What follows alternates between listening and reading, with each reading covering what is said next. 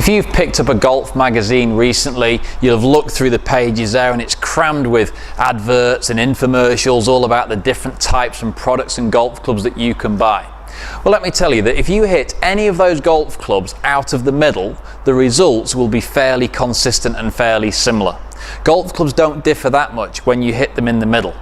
The different benefits come when you don't hit the centre, when you hit the area outside of the sweet spot. And let's be honest, we hit the area outside the sweet spot quite often, particularly on the golf course when you've got different lies and different slopes. It'd be lovely to think that we hit that little dime area in the middle every single time, but that isn't quite the reality. We often hit the area outside. So it's better that we buy a set of golf clubs or treat ourselves to a set of golf clubs that are consistent across the whole face.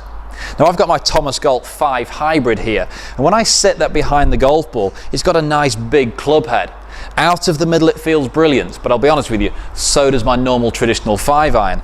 But this club works really nicely if you don't hit the centre. So if I hit it a little bit on the toe or a little bit on the heel, I still get some really nice feelings, some really nice results.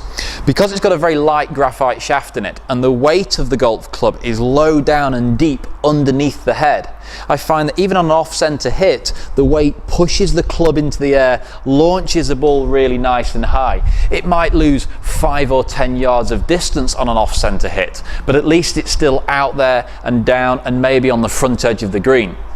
Whereas if you hit a golf club that doesn't have the same characteristics or properties, it can vibrate the hands a little bit more. It can give you that awkward feeling through the impact area, and it gives you a ball flight that's quite weak and doesn't really get out there and penetrate.